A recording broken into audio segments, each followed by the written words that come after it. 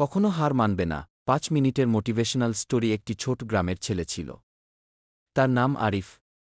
পরিবারের আর্থিক অবস্থা খুবই খারাপ ছিল। বাবা একজন দিনমজুর, মা অন্যের বাড়িতে কাজ করতেন।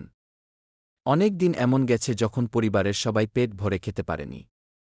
কিন্তু আরিফের চোখে ছিল বড় একটি স্বপ্ন। সে একদিন সফল হবে এবং নিজের পরিবারের কষ্ট দূর করবে। গ্রামের অনেক মানুষ তাকে নিয়ে হাসাহাসি করত। তারা বলত, গরিবের ছেলে হয়ে এত বড় স্বপ্ন দেখিস কেন? তোর দ্বারা কিছু হবে না। কথাগুলো আরিফের হৃদয়ে আঘাত করত, কিন্তু সে হাল ছাড়েনি। সে জানত মানুষ তার বর্তমান দেখে বিচার করে, কিন্তু ভবিষ্যৎ তৈরি হয় পরিশ্রম দিয়ে। ঘুরিয়ে দিল। পরের দিন থেকে আরিফ নতুনভাবে শুরু করল। সে নিজের ভুলগুলো খুঁজে বের করল। প্রতিদিন আগের চেয়ে বেশি সময় পড়াশোনা করল। যখন অন্যরা খেলাধুলা করত, তখন সে নিজের স্বপ্নের জন্য কাজ করত। মাস কেটে গেল, বছর কেটে গেল। অবশেষে সেই দিন এলো যখন দেশের অন্যতম বড় পরীক্ষার ফল প্রকাশিত হল। আরিফ শুধু পাশই করেনি, সে সবার চেয়ে ভালো ফলাফল করেছিল।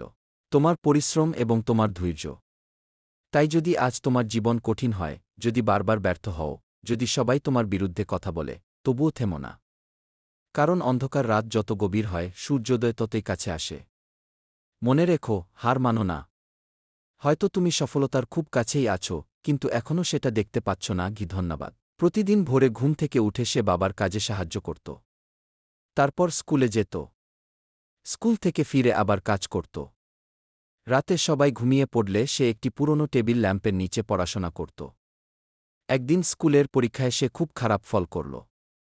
বন্ধুরা তাকে নিয়ে হাসতে লাগল। শিক্ষকও বললেন, আরও পরিশ্রম করতে হবে। বন্ধুরা, জীবনে ব্যর্থতা আসবেই। মানুষ তোমাকে নিরুৎসাহিত করবেই।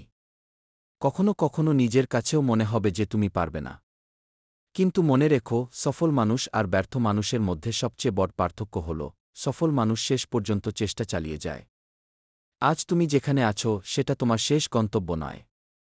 তোমার বর্তমান অবস্থা তোমার ভবিষ্যৎ নির্ধারণ করে না। তোমার ভবিষ্যৎ নির্ধারণ করে তোমার সিদ্ধান্ত। যে মানুষগুলো একদিন বলেছিল তোর দ্বারা কিছু হবে না, তারাই আজ তাকে অভিনন্দন জানাতে এল। কিন্তু গল্প এখানেই শেষ নয়। সফল হওয়ার পর এক অনুষ্ঠানে আরিফকে জিজ্ঞেস করা হল, আপনার সফলতার রহস্য কি? সে মুচকি হেসে বলল, আমি অন্যদের চেয়ে বেশি প্রতিভাবান ছিলাম না। আমি শুধু অন্যদের চেয়ে বেশি সময় ধরে চেষ্টা করেছি। সেদিন রাতে আরিফ অনেক কেঁদেছিল। তার মনে হচ্ছিল হয়তো সত্যিই সে কিছু করতে পারবে না। কিন্তু ঠিক সেই সময় তার বাবা এসে বললেন, বাবা, জীবনে হারলে সমস্যা নেই।